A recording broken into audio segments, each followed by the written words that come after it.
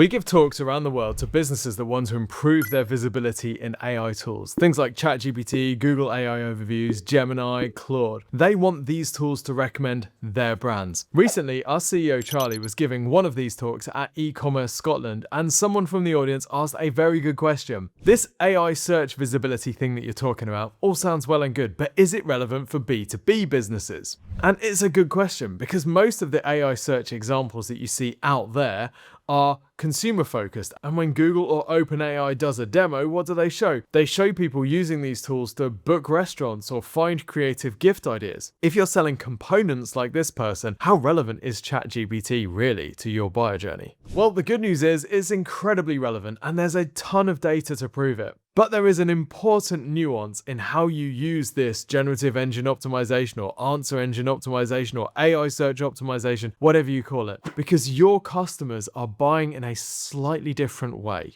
So today we're going to cover why B2B buyers are using AI in their journey, how to benchmark exactly where your business stands against your competitors in these AI tools, and of course, how to do better, how to get these tools actively recommending and citing your brand when they're giving answers to people. In January, Forrester published this piece showing that 94% of B2B buyers are using AI in the purchase journey. In April, G2 released this study which showed that 51% of B2B software buyers started their research with an AI chatbot more often than Google, and that's up from just 29% 11 months ago.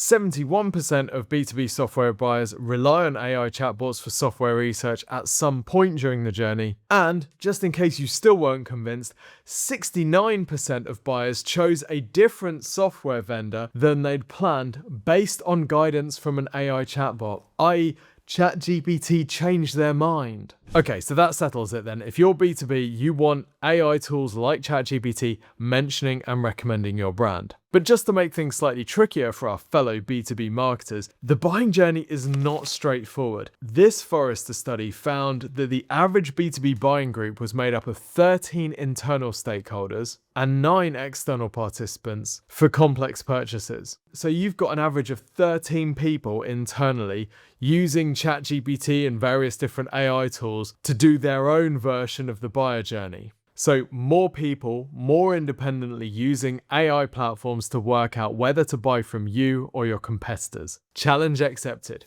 And the good news is there is a lot to play for because the quality of the traffic that you get from these AI tools is unlike anything we've ever seen in digital marketing. This piece from Loginex says that AI search traffic converts at 14.2% compared to Google's organic at 2.8%. What does that mean? Every 100 visitors you get on your site that have come from an AI tool, you'd expect to get 14.2% of them turning into an email click, a phone call, a contact form fill, or some other lead or purchase. And that's incredibly high, but it gets even better because not all of the traffic that you get from being mentioned by AI tools actually clicks from the AI tool to your website. A lot of it actually comes through Google. They see your brand mentioned in ChatGPT, they head over to Google, they type in your brand name, and then they come through your website. In your analytics, that looks like a branded search, someone searching for your brand and converting. But when your sales team asks them how they found you, they say ChatGPT, you'll start to see your organic traffic conversion rate increase just as it is at Exposure Ninja and many of our clients and our own brands. In other words,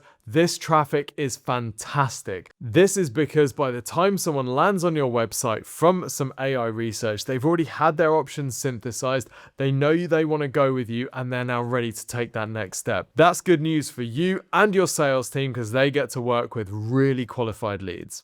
So, what do we need to do to get this happening for B2Bs? Well, I'm going to show you and we're going to look at some live examples today. The tool I'm going to be using is SEMrush One, which by the way, you can get a free trial of. They're sponsoring this video, but I've been paying for SEMrush since about 2013. Okay, the first step when we're improving the visibility of a B2B brand in AI search is to do some benchmarking. We need to know where you sit compared to your competitors so that we can start to spot the opportunities to move that visibility up. By the way, SEMrush 1 gives you visibility to the AI stuff as well as the regular SEO stuff as well. So you can see all of your visibility for regular search results, but also all of the stuff that we're going to be looking at today, which shows you your visibility in AI tools. We're going to start with the visibility overview. You just stick your website in here. You get some really useful data straight up at the top. AI visibility is your score out of 100, showing how visible you are against your competitors. Now, this is a score of 74 out of 100. We can see the country breakdown. SEMrush is labeling that as medium, but typically that's a pretty good score for most businesses. Now, we can see how this has moved over time across mentions. So that's the number of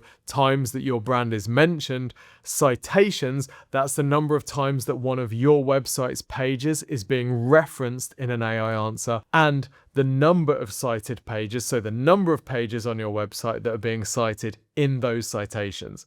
Got it? So you can see how these are trending over time so that you know if your work is doing a good job. We can see our monthly audience, the number of people that are exposed to you via these AI searches, and your AI visibility across the different platforms. You can also see your distribution by large language model or by AI tool more accurately. You can see the number of mentions here, the percentage of your mentions across each of these different platforms, and again, the number of cited pages by different platform. You can see the number of mentions per country as well. This is really useful if you're a global business and you want to see how you're performing in each individual territory. Of course, if you're like me, you don't just want to see how you're doing, you want to see how you're doing against your competitors so you can crush them into the ground. And that's where the competitor research stage comes in. You can set your competitors here, or you can have SEMrush suggest you some competitors, and you can see how your visibility compares to them, how your audience size compares to them, and how the number of mentions compares to them, again, over time. We're going to come back to these areas in more detail later on, but right now, you've benchmarked how visible broadly you are on each of the platforms against your competitors. But of course, it's no good just being mentioned if those AI tools are talking about how rubbish you are, or they've got you confused with somebody else, or they're not talking about the things that you know they should be talking about. So let's talk about sentiment. Sentiment is about what the AI tools are saying about you. Are they talking about you positively, or are they talking about you negatively? And when they're talking about you positively, which features of your product or service are they really recommending? And are those the features that you really want them to push? So if we head over to the brand performance section, we can see all sorts of data and information about sentiment. We've got this insights section, which gives us a bit of an overview about the features and the messages that are being mentioned most often in the AI answers. For example, we can see the recommendation here. We're looking at L&C mortgages. We can see that actually they've got two brands and they're fighting for visibility. So SEMrush has suggested that we actually standardize these in order to make the most of it and double our visibility, which is a pretty decent suggestion. It's also suggesting that we go to the market with some very specific messaging things in order to differentiate ourselves and better clarify some of the things that are coming up in AI. Then we've got various charts. If you're more of a visual person, you might find these more useful. We can see our overall sentiment here, 96% favorable, nice. We can see our share of voice, so how we're comparing against our competitors. And then you got this really nice section which compares the share of voice versus sentiment to plot where you are on this chart. So L&C mortgages is this one here. We can see we got 11% share of voice, which means that we're doing reasonably well. We've got a really nice sentiment score of 96.4, and we can see how that compares to other competitors listed. Now it's time to take things a little deeper, and we can head down to the key business drivers by frequency. This shows us the particular messaging and features that is generating the sentiment for us. For example, with L&C, we can see that fee-free whole of market advice, try saying that 5 times underwater, is generating us 263 mentions. We are the best business out of all our competitors in that category. You might say this doesn't tie up with our brand positioning. That's not really how we want to be known. We want to be known for something else. They're not focusing on the right things. Well, that's feedback about the messaging in your content. If the AI tools are talking about you in the wrong way, or they're not recommending you for the reasons that you want them to, that's an indication you need to make sure those messages are running through more clearly in your website's content and the content that is being pulled from other websites, which we'll talk about later on. So down here, we've got all of the key drivers. You can see where you're winning and where you're losing, and that can help inform your content strategy moving forward. Now, my favorite section here, and actually one of the benefits of all of this AI search visibility, because it takes the marketer out from just being digital marketing and actually helps turn them into product marketing and even brand strategy, is right down here at the bottom. I don't know why they put it at the bottom because it's absolutely killer. The AI strategic opportunities section helps you to identify ways that you can stand out across your competitors. So it goes through everything, all the data, all the prompts, all the recommendations to make specific suggestions about what you should do now. And not all of these things are marketing things. Some of them are brand things. Some of these are product or operational things. For example, fix communication and case management weaknesses to remove the main brake on L&C's reputation in AI answers. What does that mean? That means that people are complaining about communication and case management issues on various platforms. Those complaints are feeding through into the AI answers and damaging the brand's reputation and recommendation status in these AI answers. This is like aggregated customer feedback. Look at this. Reliability has become part of the brand story. Now, of course, many of these are pure marketing recommendations, like this one: use selective niche propositions to expand L&C beyond mainstream cases without weakening its core mass market role. So let's say that you're selling a very mass market product to your B2B audience. Well, this is saying maybe you might want to add some very niche focuses here, because those niche focuses are going to be pulled through into B2B searches done by people who are in those niches. So as well as targeting mass market, you can also make up lots of little niches that support that and get you recommended in situations that are absolutely perfect for you. So now you've got an idea about your visibility in AI search and also the brand sentiment, what these AI tools think about you. You also know where you sit against your competitors. Next, it's time to map what the buying committee is asking AI, i.e., what are your customers actually talking about when they're talking to these AI tools, and how do you get into those conversations? Let's head back over to the visibility overview, and now we're using Sage.com, which is an accounting platform and accounting SaaS. If we go down here to the topics and sources, we will see particular topics and prompts that are bringing up recommendations for Sage and our competitors. This is where we identify which conversations we want to be appearing in, which conversations we're already appearing in, and which conversations our competitors are being featured in where we're not being talked about at all. The nature of AI tools is that some of these are going to be really relevant, some of these are going to be completely irrelevant. It doesn't matter how many people are searching for it, Harvard referencing and citation tools is probably not going to be Sage's #1 marketing priority. But small business accounting and filing probably is going to be up there. Now, small business accounting and filing, that is a topic. Underneath that topic are lots of individual prompts. These are the things that people are asking. With AI tools, it often makes sense to target topics rather than individual prompts, because the number of individual prompts that people use in these tools is so vast. They are incredibly long tail. A lot of them are completely unique. People have never asked that question before. And if you're trying to make individual content pieces for every single prompt, it's going to take you forever. So what we do instead is we work out the topics that we want to get visibility for, and then we work out the most common questions people ask about that topic. Then we make sure that those pieces of content include lots of the sub-questions that people are going to ask as well. Now, if your competitors still haven't been crushed enough to throw in the towel, you can also see how they're doing in this section as well. So I'm over at the competitor research, I put my competitors in, and I'm going to the topics and prompts section, and I'm clicking missing. This is going to show me all the topics and prompts that my competitors are showing up for, but I am missing from. Again, some of these are going to be more relevant than others, but for Sage, which remember sells B2B accounting software, topics like audit and auditing could be really relevant, particularly if I can see that my competitors have visibility for these, but I don't. Now, you might already have content on your site targeting these topics, but like Sage is here, it might just be too thin to get any sort of visibility whatsoever. That means that you can put on your to-do list to go and bulk out and improve the content that you want to get visibility for in these topics and prompts. Now you know how visible you are on these AI platforms, what they're saying about you, what your competitors think about, how your competitors are doing, and what your target audience is searching for. And you'll have developed a really good idea about where your content gaps are, i.e., what content you need to be publishing on your website in order to fix the issues that you've found. What we do from here is we tackle those content gaps in order of how commercial they are, i.e. which are the ones that are going to result in a purchase as soon as possible. If we can target the more commercial queries, that means you're going to start generating high quality leads as soon as possible. Now you can see the intent behind each of these topics or prompts by just hovering over them. For example, this one, 34% informational, 49% commercial, because this is somebody searching for software. More people that are searching a software query are likely to make a purchase, so that's likely to be more valuable for us than something like this one, which is more people looking for information about audits and auditing. If you're not sure and you want to dig into some of these topics a bit more to identify the specific questions that people are asking,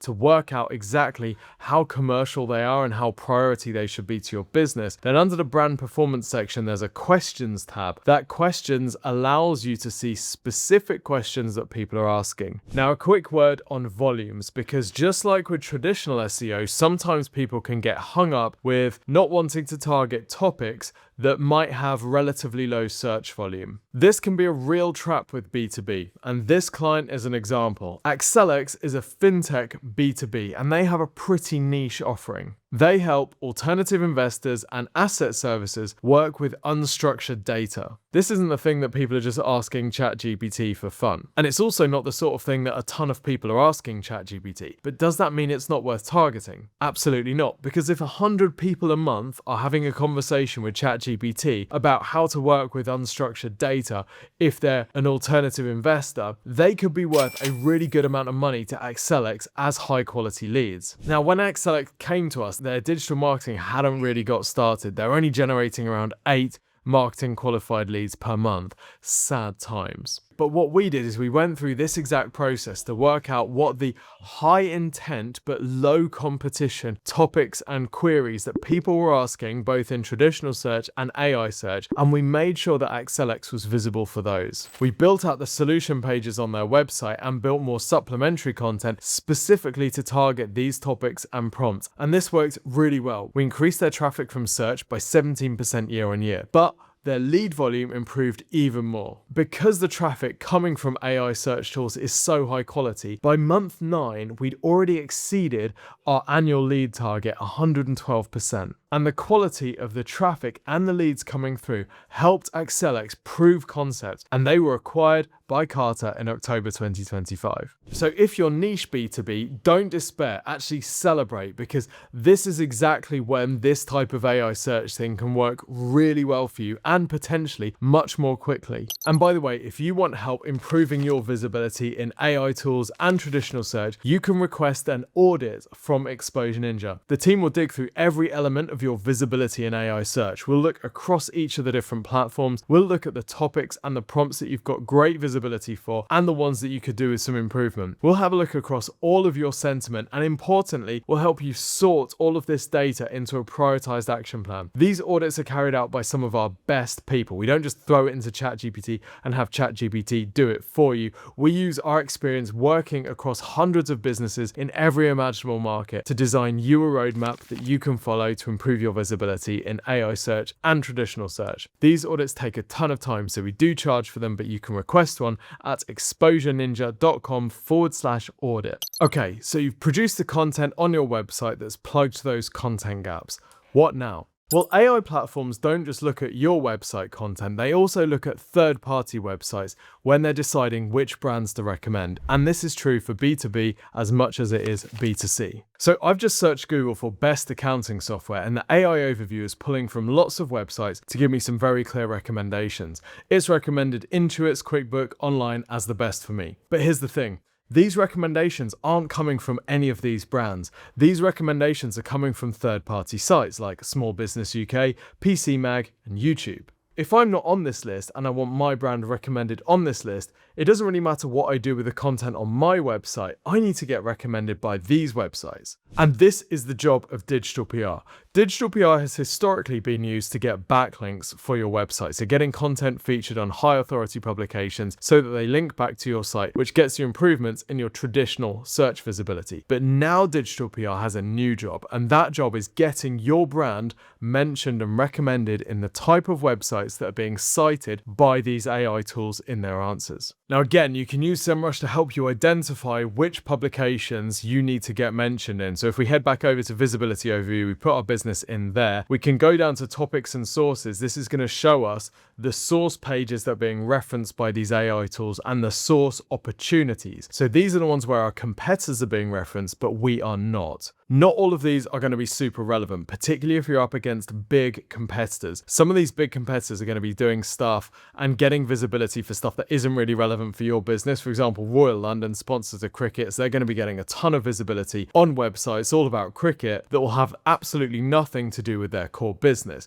So you've got to be selective about this. But that's where your taste and judgment as a marketer comes in, because you can look through these domains, you can have a look at the individual prompts that are bringing up citations from these websites and decide whether this is something that you want to target or not. If it does look relevant to you, you can check out the page, you can see the context that your competitor is being mentioned, and if you like the look of that, if you want that to be you, that goes on your marketing to-do list to get yourself in that position. Now, there's no way around it. Getting visibility on third-party websites like this is a huge amount of work. It's something that our digital PR team spends their entire lives doing, reaching out to journalists and editors, building those relationships, finding out when they're going to be publishing an update to those articles. It's just part of the job. Of course, if you want help with this, then the team at Exposure Ninja are incredibly proficient. And the final step in the process is to track performance. Really important to track not only the amount of traffic you're getting, but also the commercial impact of those leads. Of course, you want to track as much of this in your analytics platform as you can, and we have a special video that's all about how to track the traffic that's coming from AI search referrals, i.e. people clicking links in ChatGPT and Google. So go and check out that video after this one. But even then, it's not possible to see every visitor that comes from AI visibility, because some of them will just type in your URL or they'll go to Google and click your brand anyway. And those people will come through as branded traffic or direct traffic. So it's a really good idea to get your sales team in the habit of asking people, where did you find us? Oh, I saw you mentioned on ChatGPT. Super interesting. What were you asking? That's way more useful. Our client Value Capital Funding saw an 1100% increase in their leads from AI tools when we started using the strategy in this video, and they are ultra B2B. So AI search isn't just a B2C channel, it's incredibly B2B. People are using ChatGPT whether they're at work or at home. And the traffic that you'll get from these AI tools typically converts way better than traditional organic traffic or even most paid traffic sources. Throughout this video, we've been using SEMrush One. They're sponsoring this video, so you can get a free trial of this at exposureninja.com/SEMrush-1 or click the link in the description. But it's important to say that AI visibility is only one of the B2B digital marketing channels that you can be using this year. Check out this video, which will show you a whole bunch of other super effective B2B marketing strategies that you can use starting today with a ton of client examples.